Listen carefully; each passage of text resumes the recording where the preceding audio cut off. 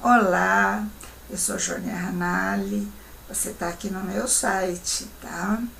Então, agora eu vou falar para vocês um pouquinho sobre as leis que protegem a psicanálise.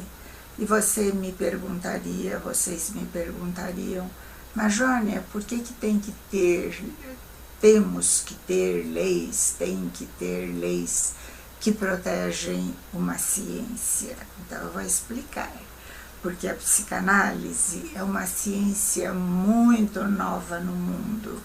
Ela tem aí por volta de 140 e poucos anos. Então, quando uma ciência é descoberta, quando ela aparece no mundo, o que acontece? Ela precisa de um tempo para ter a credibilidade das coisas. Ela precisa aparecer, as pessoas estarem vendo o que ela faz de bom, que realmente é uma ciência séria, que vai ajudar o ser humano. Daí então, aos pouquinhos, ela vai sendo oficializada, tá? E a psicanálise, como ela é muito nova, ela ainda não foi oficializada. Estamos esperando que isso aconteça. Logo, logo, logo. Mas enquanto isso não acontece, nós temos leis que a protegem. Então agora vocês vão ver alguns slides feitos por mim que vão mostrar como isso vai ser apresentado, quer dizer, vai mostrar que a psicanálise é uma ciência, o que ela tem para ser uma ciência, e depois as leis que a protegem. Um monte de leis, vocês vão ver, tá? Inclusive ela é protegida pela Constituição do Brasil, tá? Vocês vão ter aí tudo que precisam para ficar bem informados a respeito disso. Tem os incisos, tem tudo que vocês precisarem. E se você ainda tiver alguma dúvida, fale comigo aqui mesmo no meu site, ok? Vamos então ver essas leis? Vamos juntos. Ciência. A ciência é uma forma especial de realidade. É o conhecimento certo das coisas por suas causas principais. Em sentido estrito, é um conjunto de doutrina metodicamente formado e ordenado, que constitui um ramo particular do saber humano. Para ver ciência, não se exige a certeza de todas as proposições e fundamentações particulares, porque a ciência pode compreender também hipóteses e teorias ainda não devidamente corroboradas. Leiam com calma cada frase desta tela e entenderão tudo o que ela diz. Depois voltem e leiam de novo, e tudo ficará claro.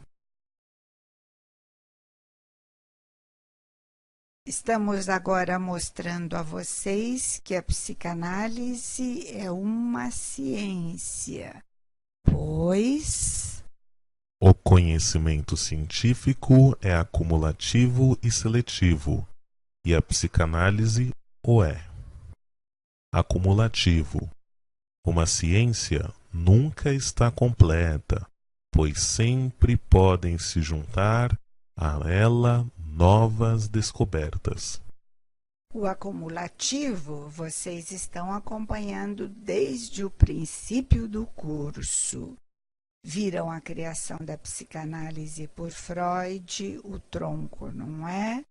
Depois os principais psicanalistas da segunda geração, a vida intrauterina e minhas modernas técnicas psicanalíticas.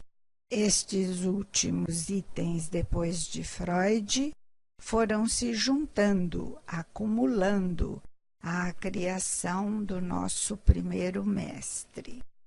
Seletivo. Precisa-se sempre separar o que realmente faz parte de uma ciência e o que simplesmente está usando seu nome. Método. Usa-se um conjunto de processos para descobrir a verdade. Metodologia. Estudo dos métodos de ensinar uma ciência ou arte. A psicanálise é seletiva, pois é uma ciência ímpar e não precisa e nem usa conceito de outras.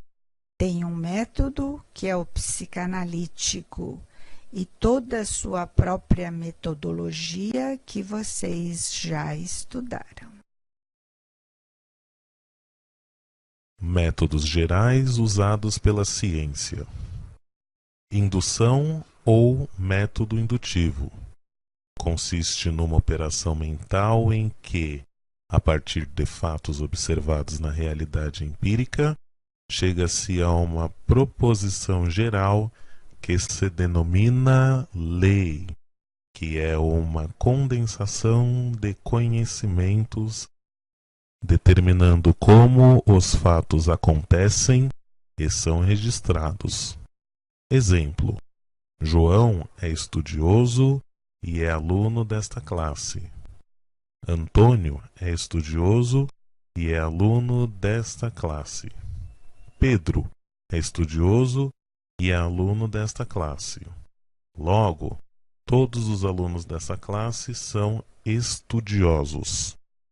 Dedução ou método dedutivo é uma forma de raciocínio em que se parte dos princípios para consequências logicamente necessárias. Vamos aprender? Isso quer dizer do geral para o menos geral ou particular. Exemplo: todos os alunos desta classe são estudiosos.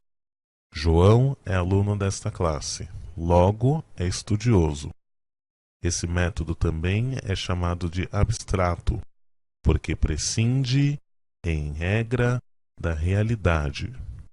A matemática parte da hipótese para a tese. E realidade? Ela refere-se a tudo que existe, em oposição ao que é mera possibilidade, ilusão, idealização, e dentro disso a psicanálise é uma realidade. Empírica refere-se à experiência. E realidade empírica? É tudo que existe pode ser conhecido através da experiência. Estão aprendendo algo sobre ciências? Relembrando novamente, tudo isso está aqui porque a psicanálise é uma ciência. Vamos continuar aprendendo? Experiência e fato. Experiência é o conhecimento que nos é transmitido pelos sentidos e pela consciência. Fala-se de experiência externa para indicar o que conhecemos por meio dos sentidos corpóreos. Externos e experiência interna indica o conhecimento que obtemos através de nossa consciência. A psicanálise nos traz a experiência interna. E fato, hein? É qualquer coisa que existe na realidade. Na ciência, um fato não é falso, nem verdadeiro.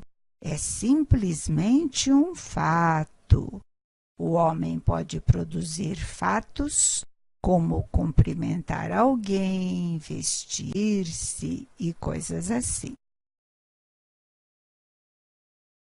E o homem pode também criar fatos para estudá-los, mas a maior parte dos esforços realizados pela ciência destina-se ao conhecimento de fatos que já existem, produzidos pela natureza e que o homem ainda desconhece. Nesse caso, utiliza-se uma pesquisa para fazer descobertas. Na foto de cima, nossos amigos estão pesquisando sobre como melhor tratar as plantas. E fenômeno é o fato como é percebido por alguém. Os fatos acontecem na realidade, independentemente de haver ou não quem os conheça. Mas, quando existe um observador, a percepção que este tem do fato é que se chama fenômeno. Vejam na foto. Um professor levou seus alunos para a natureza e, in loco, está explicando os hábitos de uma ave. Pode-se falar de fenômenos ocultos ou sobrenaturais, mas estes não interessam à ciência, pois não fazem parte da realidade empírica. Os que interessam cabem numa faixa muito ampla e são fenômenos físicos, como o frio, o calor, os fisiológicos, como a secreção glandular, a contração muscular, os sociais, como migração, imigração, os psíquicos, como percepção, emoção e qualquer outro suscetível de ser observado, quer direta ou indiretamente. E a psicanálise enquadra-se no último setor citado. E vamos ver os métodos chamados de discretos. Temos o observacional, aquele que parte da observação de fatos.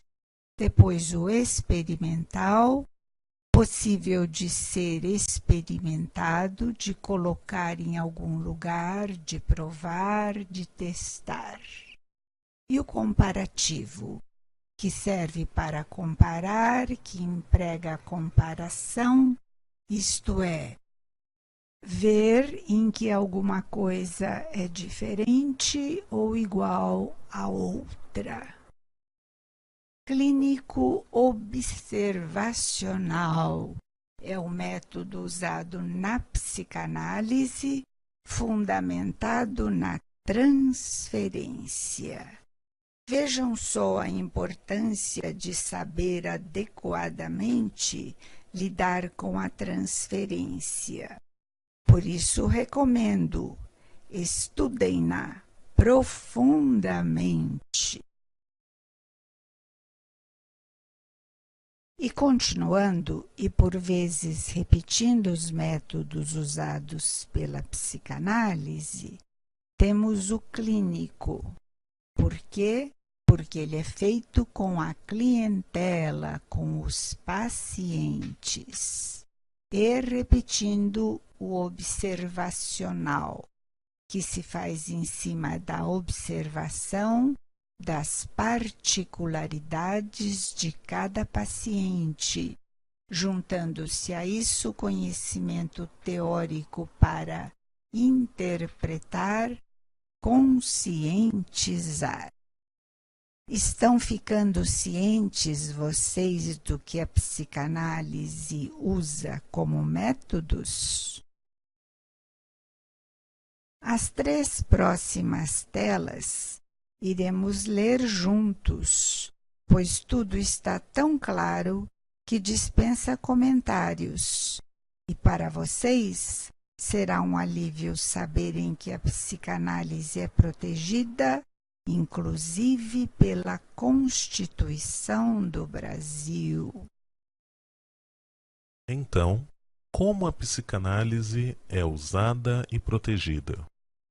A psicanálise é uma teoria a respeito da personalidade humana que incorpora um conjunto de métodos destinados tanto à produção do conhecimento a respeito da personalidade quanto à intervenção clínica com vista à cura de distúrbios. Enquanto corpo teórico, com seus pressupostos e explicações, tem sido divulgada e utilizada para fundamentar análises em várias áreas da atividade humana, como na interpretação da simbologia de textos literários, entre outros. Enquanto instrumento de compreensão e intervenção clínica, constitui-se numa preciosidade para o diagnóstico e a assistência psicoterapêutica. Por essa razão, a psicanálise, quando utilizada para objetivos clínicos, constitui-se atividade da área da saúde, especificamente da saúde mental, compreendendo análise, diagnóstico e intervenção nos processos subjetivos e, por isso, deve ser utilizada apenas por profissionais com formação adequada para esse fim específico, quer dizer, com formação em psicanálise. As profissões da área de saúde, pelo risco potencial de danos ao consumidor, são regulamentadas através de leis específicas que definem as respectivas competências e condições, inclusive da formação. Sobre isso, assim dispõe o inciso 13 do artigo 5º da Constituição do Brasil. 13. É livre o exercício de qualquer trabalho, ofício ou profissão, atendidas as qualificações profissionais que a lei estabelecer. Por seu turno, o artigo 22, inciso 16 da Constituição Federal, estabelece ser de competência exclusiva da União legislar sobre a organização do Sistema Nacional de Emprego e condições para o exercício de profissões.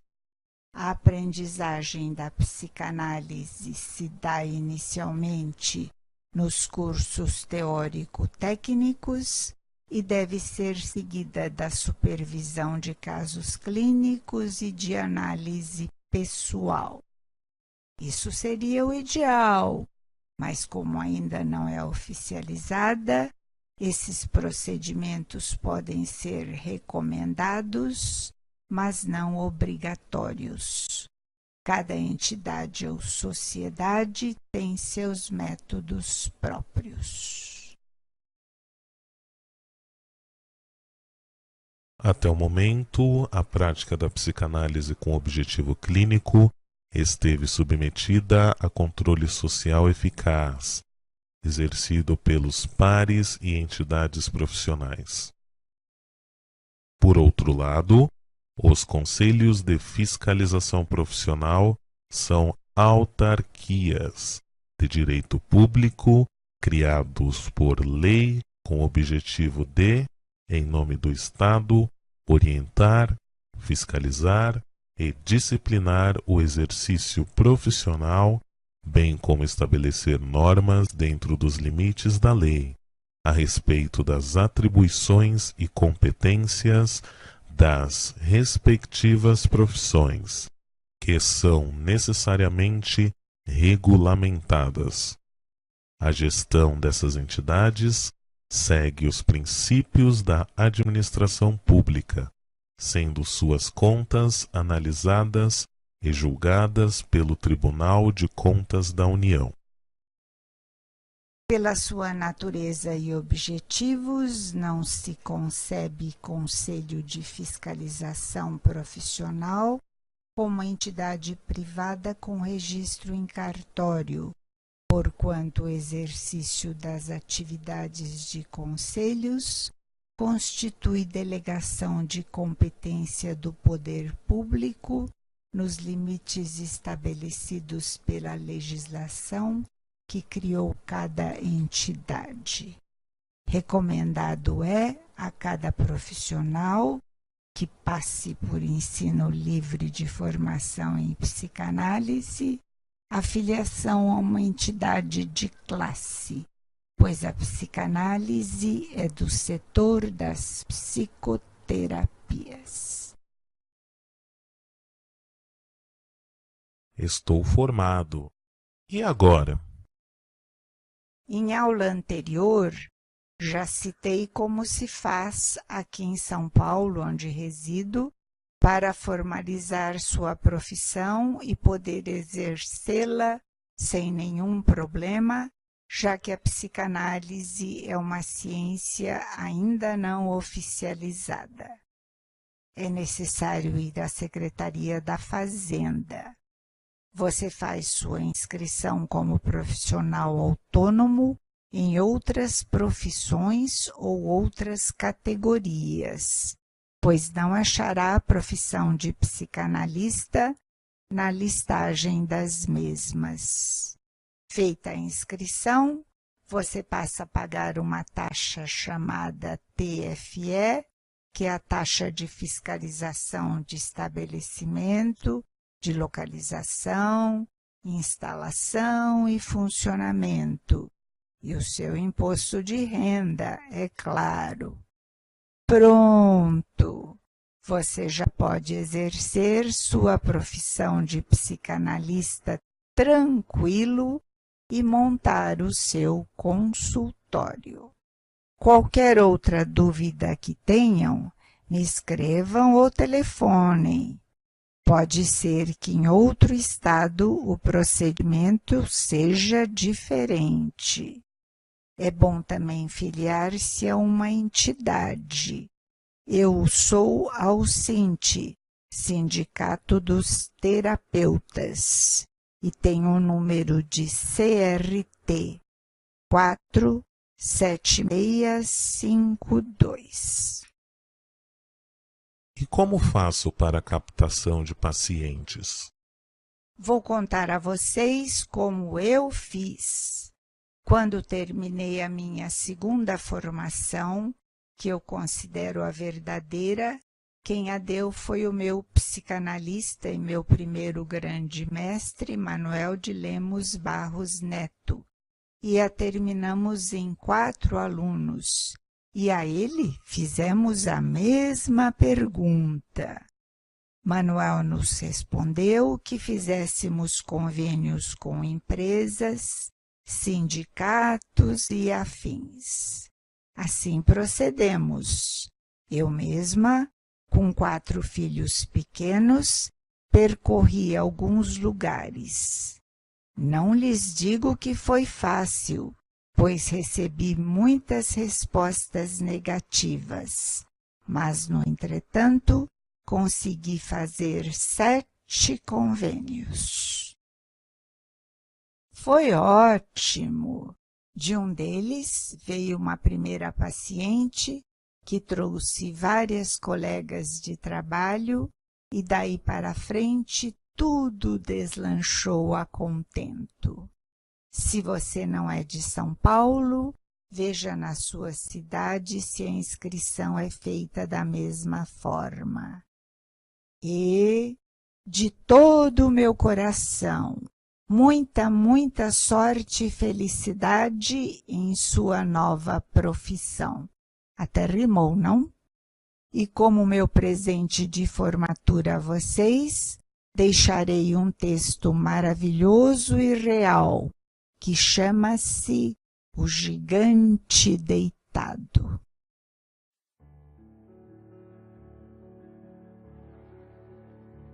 O Gigante Deitado.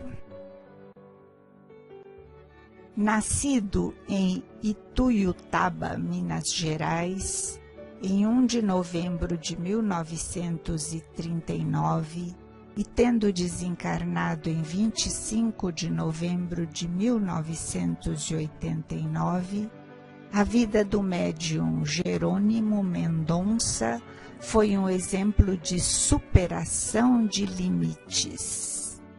Totalmente paralítico, há mais de 30 anos, sem mover nem o pescoço, cego por mais de 20 anos, com artrite reumatoide que lhe dava dores terríveis no peito e em todo o corpo, era levado por mãos amigas por todo o Brasil afora para proferir palestras.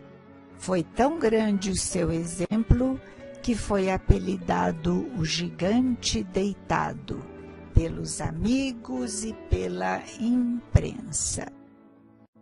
Houve uma época, em meados de 1960, quando ainda enxergava, que Jerônimo quase desencarnou de uma hemorragia acentuada das vias urinárias. Estava internado num hospital de Ituiutaba, quando o médico amigo chamou seus companheiros espíritas que ali estavam e lhes disse que o caso não tinha solução. A hemorragia não cedia e ele ia desencarnar. Doutor, será que podemos pelo menos levá-lo até Uberaba para despedir-se de Chico Xavier? Eles são muito amigos, só se for de avião. De carro, ele morre no meio do caminho. Um de seus amigos tinha avião. Levaram-no para Uberaba. O lençol que o cobria era branco, e quando chegaram a Uberaba estava vermelho, tinto de sangue. Chegaram na comunhão espírita onde o Chico trabalhava, mas ele não estava àquela hora. Ele participava de trabalho de peregrinação, visita fraterna, levando o pão e o evangelho aos pobres e doentes. Ao chegar, vendo o amigo vermelho de sangue, disse Chico: "Olha só quem está nos visitando, o Jerônimo. Está parecendo uma rosa vermelha. Vamos todos dar um beijo nessa rosa, mas com muito cuidado, para ela não se despetalar." Um a um, os companheiros passavam e lhe davam um suave beijo no rosto. Ele sentia a vibração da energia fluídica que recebia em cada beijo. Finalmente, Chico deu-lhe um beijo, colocando a mão no seu abdômen e assim permanecendo por alguns minutos. Era a sensação de um choque de alta voltagem saindo da mão de Chico, o que Jerônimo percebeu. A hemorragia parou. Ele que, fraco, havia ido ali se despedir para desencarnar, acabou fazendo a explanação evangélica a pedido de Chico.